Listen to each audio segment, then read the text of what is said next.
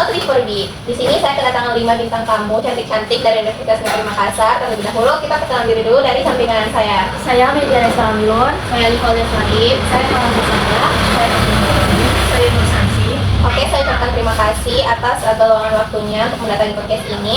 Jadi teman-teman, pada podcast kali ini kami semua akan membahas tentang emotional eating, di mana emotional eating ini adalah kondisi di mana seseorang merasa lapar bukan karena kondisi fisik, tetapi karena emosionalnya.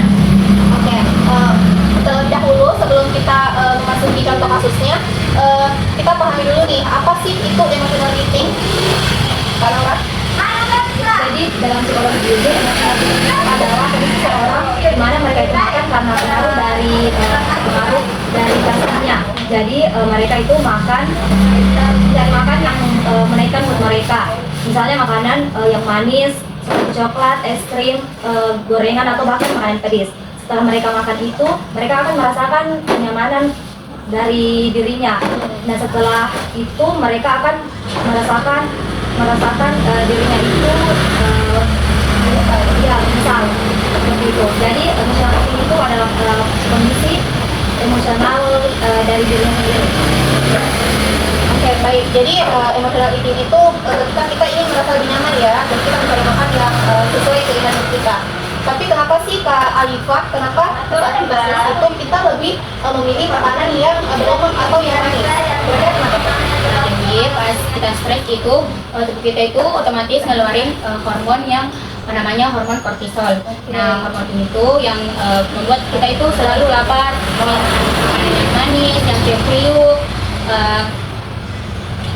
makanan yang gitu-gitu itu bisa nge-trigger otak kita untuk ngeluarin hormon dopamin alias hormon senang. Makanya habis makan yang manis-manis, makan coklat, makan gorengan, stresnya tuh rasanya hilang. Kayak biasa tuh orang ngerasa bilang legai habis makan. Tapi itu sementara sih. Stresnya pasti setelah itu kembali lagi balik. Jadi kenapa kita ingin makan makanan manis itu karena hormon ya? Iya. Oke, menurut Kak Mei nih, apakah kebiasaan makan makanan manis saat stres itu berbahaya atau malah sebaliknya? Sebenarnya itu tergantung dari jumlah dari konsumsi makanannya. Itu berbahaya karena misalkan nih kita lagi stres, terus pengalihan stres kita tuh kita makan nih makanan yang tinggi lemak, tinggi gulanya. Nah, emosional eating kita itu bisa menyebabkan berat badan kita itu naik, bisa menyebabkan obesitas, bahkan gangguan hormon kita juga terganggu. Nah, akibatnya hal seperti itu bisa membuat kita terkena risiko penyakit degeneratif seperti obesitas, seperti hipertensi, diabetes, dan sebagainya. Selain itu juga kebiasaan itu juga bisa membuat stres kita naik. Jadi kayak habis kita makan yang manis, terus kita berpikir kayak makan makanan manis lagi, banyak lagi, sebentar naik berat badanku. Nah, pemikiran begitu kalau sudah muncul akan menaikkan stres kita. Sebenarnya tidak berbahaya nih, cuman tidak berlebihan ya? Iya, Oke. jangan berlebihan. Jadi teman-teman makan makanan manis saat stres itu boleh-boleh aja ya, tapi dalam jumlah yang diwajarkan ya, tidak lebih. Oke teman-teman, dari contoh kasus yang teman-teman lihat tadi, saya akan bertanya nih kepada Kak Putri. Kan kasus seperti ini kan sering terjadi ya di kehidupan kita sehari-hari. Bagaimana sih caranya untuk mengatasi hal tersebut? Jadi cukup simpel ya.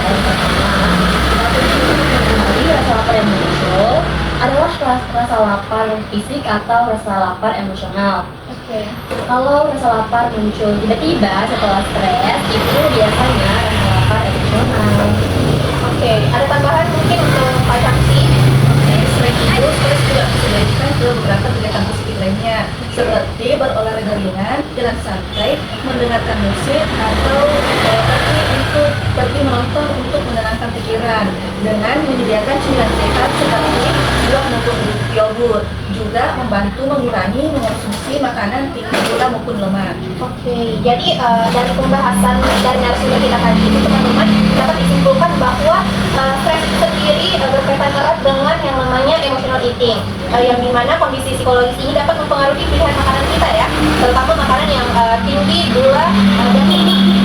Jika tidak dikontrol, kebiasaan ini dapat berdampak buruk bagi kesehatan kita. Oke, mungkin dari para narasumber ini, apakah ada saran praktisnya? Kan tadi sudah dijelaskan ya beberapa saran. Apakah ada saran lain atau yang lebih praktis nih untuk dilakukan sehari-hari begitu? Bisa melalui aktivitas fisik maupun melakukan manajemen waktu. Oke. Dari yang lain mungkin ada sarannya? Ya, baik. Teman-teman itu bisa membedakan lapar fisik dan lapar emosional. Oke, jadi perbedaan lapar fisik dan emosional ya. Untuk kami, Ya biasanya juga kita tuh harus mengonsumsi makanan yang tinggi gula, garam, dan lemaknya. untuk Kakak Syamsi dan Kak Putri, apakah ada saran praktisnya? Ya, seperti melakukan kegiatan positif seperti berolahraga maupun relaksasi. Dan biasakan Oke. Nah, terima kasih untuk para narasumber ini dan terima kasih kepada penonton telah menyaksikan podcast ini. Semoga informasi ini bermanfaat dan membuat kita lebih sadar terhadap apa yang kita makan. Sampai jumpa di podcast kami selanjutnya. Dadah. Dadah.